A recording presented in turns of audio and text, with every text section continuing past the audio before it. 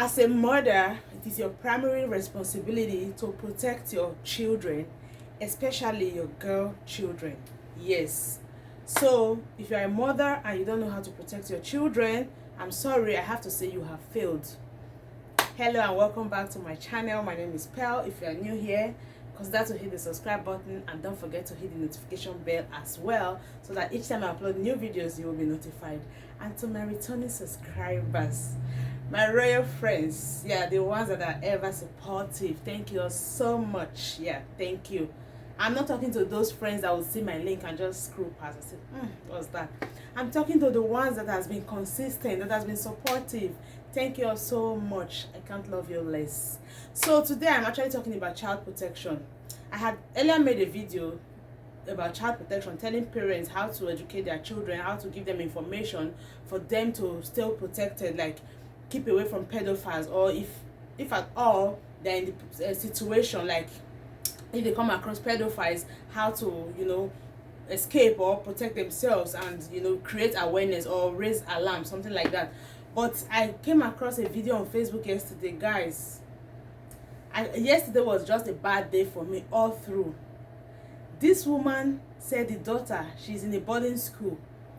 She called her. The first thing, she was crying on the phone. Then she told her mother she had an infection, a vaginal infection. And the mother called the school to ask to take her. Then they told her if she takes her, they're going to quarantine her on her return for 7 days. She can't go to class and stuff like that. So the mother preferred this girl to go to class than to find out what is actually wrong. So they asked her to book an appointment and they brought the girl to the hospital. She was there. The school nurse accompanied the girl to the hospital, a 14-year-old girl. So the mother was there. The nurse, I think, came alongside some other staff of the school. Now, they did not allow her to spend too much time with the girl. When they finished with the doctor, they were taking this girl home. The girl was still crying to her mother, like, you want to leave me? Take me home, take me home. The mother was saying, oh, they said, I can't take you home because if you come home, you have to quarantine. She was insisting, so the mother assured her that she was going to get an exit for her. And this mother was so slow about getting an exit. Like, I got so pissed off when I was listening to that video. Fine, she lost her child and she's really crying, but I couldn't help but blame her. Like, she was so careless.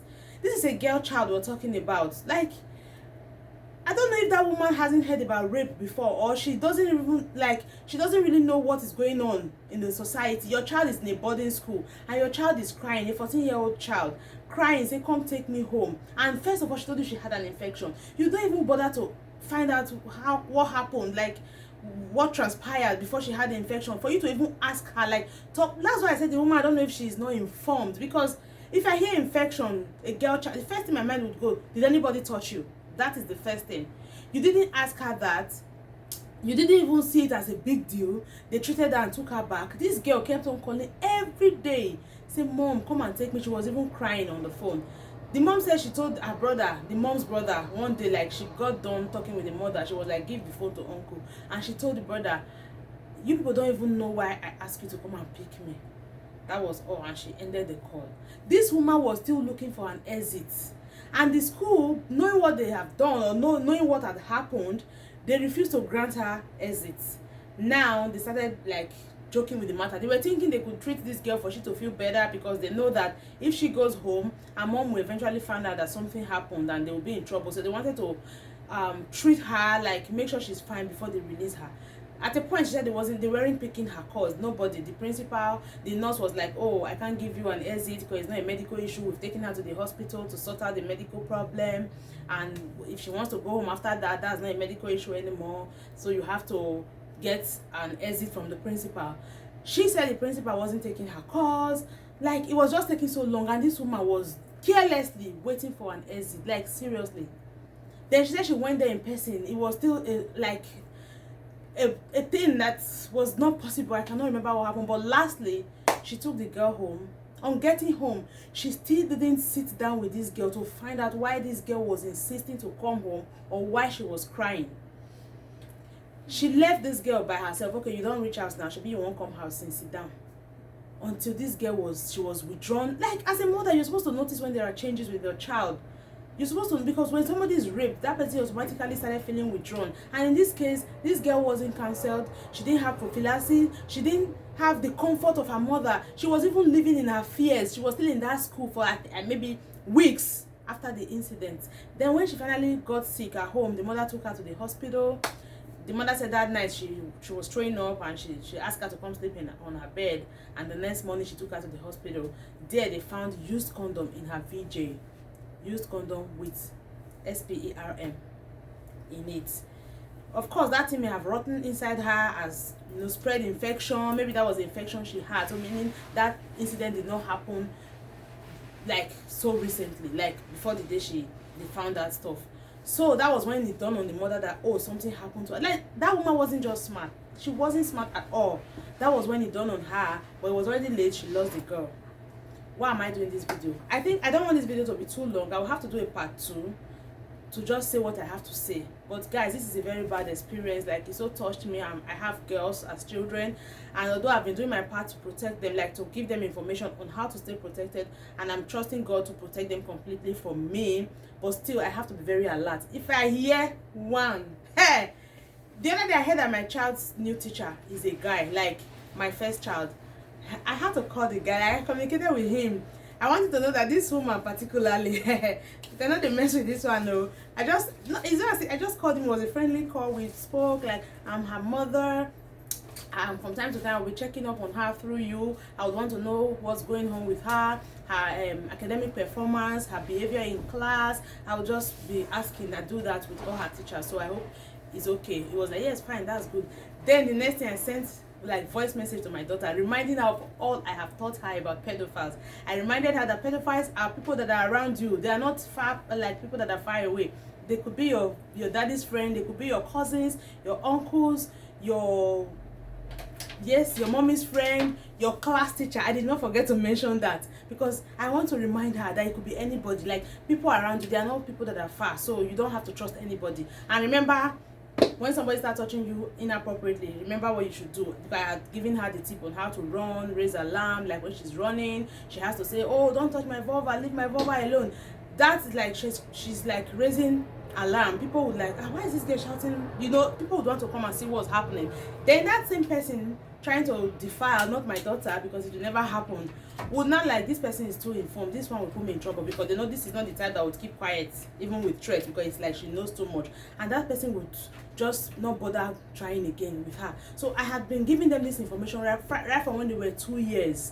You understand? So I don't understand why this woman had to see a used condom before she realized that this child had been raped.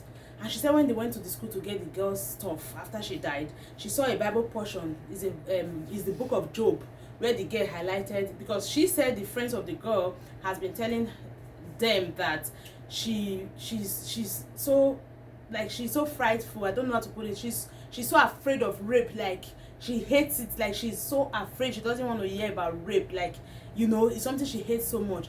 Then now she's really afraid of it. Now the mom said she highlighted that part of Job that said, the things I have been afraid of has come upon me. Can you see that? Then she went for that to read it. It was like, oh, where do I turn my fears and all of that. So when I read this, I was like, why was this woman so careless? Now this girl died. She lived in her fears by being in that school for days or weeks after she was raped, without counsel, without comfort, without prophylaxis. And also, when somebody is raped, this person is traumatized. She lived in her trauma. There was nobody to even bring her out of the trauma, even if not completely, but at least partially, because it's not something that goes out in one day. But if she had counsel, she would manage better than without counsel.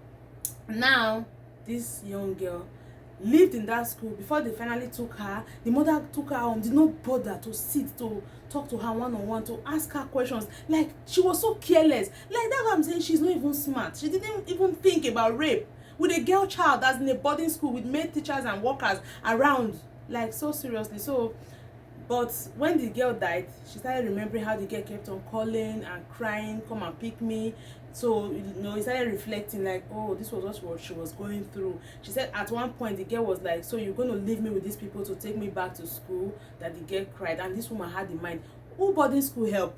She go quarantine for 2 weeks, fine. If the principal not release am to me sef the very day, I go release am by myself. No be my money, no be my pikin. Like sometimes it's good when you are harsh. People say, oh, it's better if you are sometimes hot-tempered, or when you don't joke with things that are serious. Like my children, I can, like my husband knows I can kill.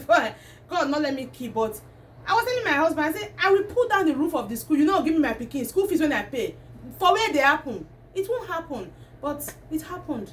She was waiting for an exit till it got to the walls, and now she lost her child. So guys, I'm going to make a part 2 of this video. I really have to talk some more. I don't want this video to be too long. Thank you all so much for your constant support. I appreciate you. Thank you. So my new subscribers, don't forget to join the royal family by clicking the subscribe button, and welcome to my world.